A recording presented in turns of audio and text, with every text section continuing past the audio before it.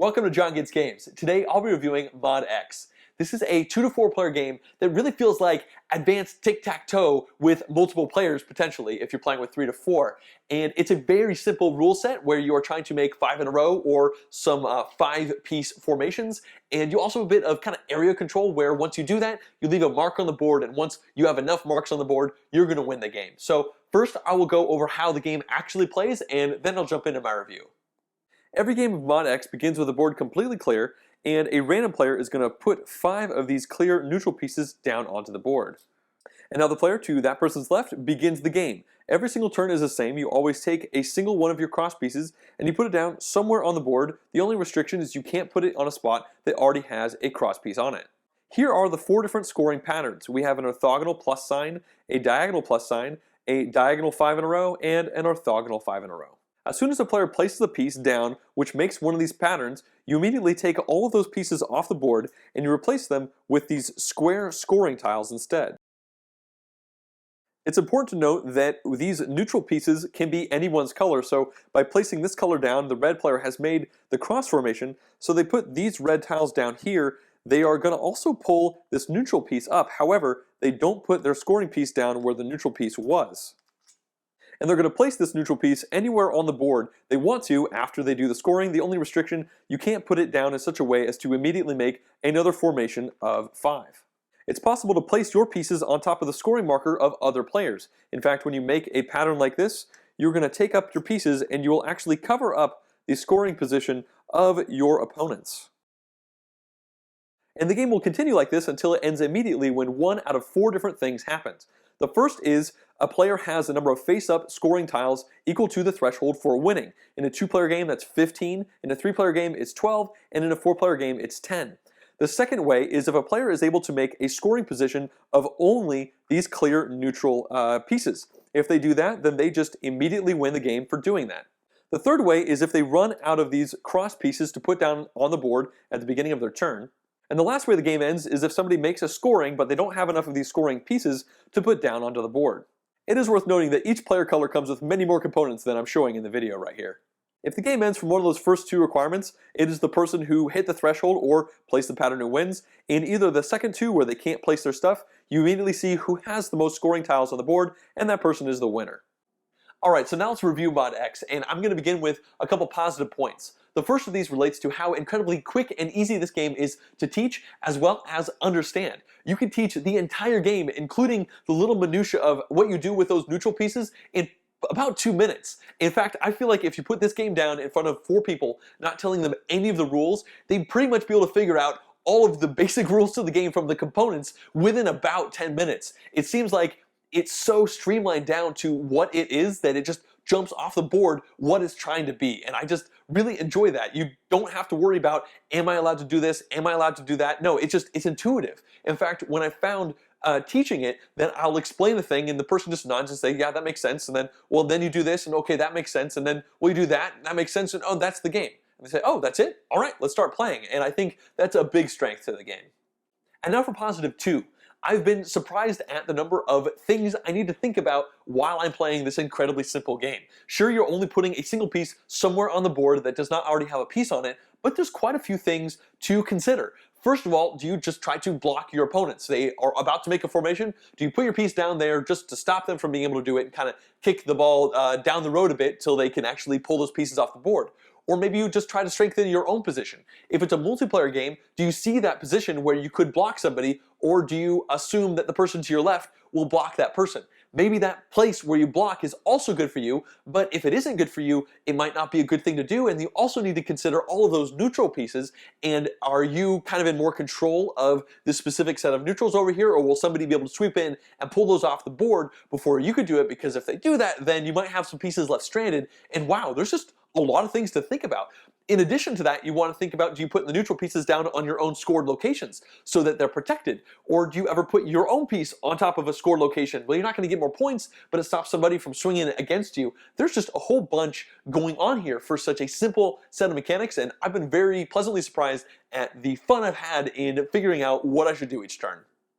So now I'll shift into my one neutral point, which relates to those neutral pieces on the board.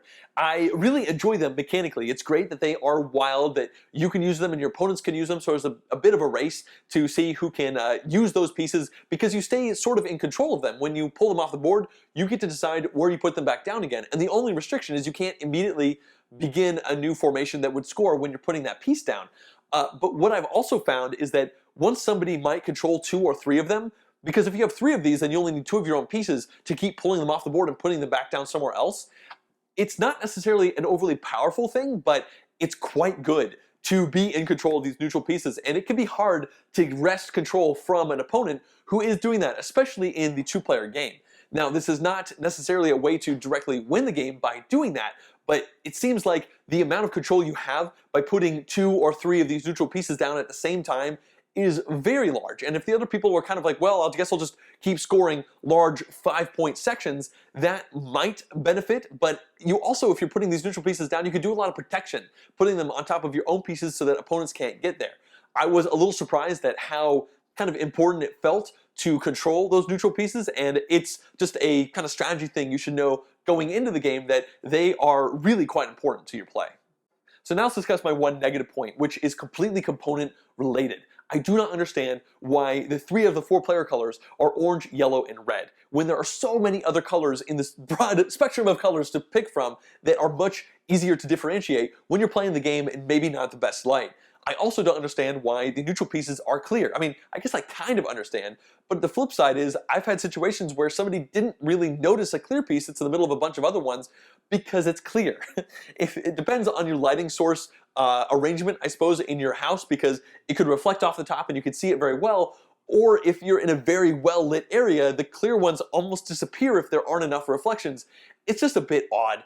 When you look at the game on the table, I guess it has that kind of retro vibe from the color choices, but I wish they had gone with something that was better from a gameplay perspective. And I'm totally great with the look of the box, with that old style theme. That's great. It looks neat on the shelf, but when it's on the table, they should have done a better job at differentiating all the different pieces. All right, now let's discuss replayability, and this is an abstract game, so the replayability is going to be tiny or huge depending on how well you like it. And I suppose you could say that about most games, but in particular here, it's so simple. You see the entire game, you kind of understand pretty much everything that's going on within 1 or 2 plays, and if you really like what's going on, you can play this game a ton, but don't expect to get any major insights of depth and strategy in your 10th or 15th game. I think you just need to be happy that you're still playing the same game 15 games later as that 3rd or so game that you play. So I think it's very average for an abstract style game. Nothing really pushes it up or pushes it down. So now let's discuss the different player counts that ModX supports. It goes 2 to 4 players, and I played a couple 2-player games and a couple 4-player games, but never actually any 3-player games. I haven't had the opportunity, but I think 3-player is probably going to be the sweet spot. The reason for that is the 2-player game played well, but once somebody does well, it's hard to for the other person to catch up. Like, there's no real evening the scales situation there. That person who's doing good has to really screw up in order to bring the game back in balance. They pretty much continue to win better and then get to the end before the other person can do anything about it. The flip side is the 4-player game was fun. There's a lot going on with 4 different colored pieces on the board, plus those neutrals. I had a situation once where the game ended because somebody made a formation and placed their pieces out and then realized, oh my gosh, I won. Like, they didn't even realize it because there's so much going on that they were just 1 away, and then, oh man, they won with that play. So I think the 3-player is probably going to be the best because you can have 2 people who are kind of losing gang up on the leader to even the scales down and keep the game chugging along to be a little more tense all the way through to the end game, but maybe have not quite as much going on the board. But that being said, I think it's going to play quite well through all those player counts. In conclusion, I've been pleasantly surprised by ModX. I wasn't sure what I would think going into the game. I read the rules and I was like, oh, that seems really simple, but I don't usually play abstract games very often, especially multiplayer style. And the first game I played ended up being a 4-player game, and at the end of it, we played another game right off the bat because we all kind of wanted to see how it would play again, and we all enjoyed the playing experience. I don't think this game is particularly exciting. Like, I'm not going to be really jonesing to get to the table all too often, but that being said, I can see myself keeping it for quite a while because it fits a nice niche of a game where you are definitely going to be thinking as you're playing. There's lots of stuff going on, but you could teach it super fast. It might be late in your game night and people want to play one more game, and you can say, well, I could teach this in 2 minutes. It's really simple, but it's not so simple that you're not interested by what's actually going on in the game itself. So to wrap it up, I've really enjoyed playing it. I think it's possible that if you like abstract games and you're looking for a multiplayer abstract game, this definitely could be the one for you. It does multiplayer quite well, and most abstract games just stick to 2, so that definitely differentiates it from the pack. I've been impressed. I think it's a good game. If you'd like to see more in-depth board game reviews like this one, as well as full game playthroughs and vlogs, please subscribe to my channel. Also, you can directly support the channel at patreon.com/JonGetsGames. Thanks for watching.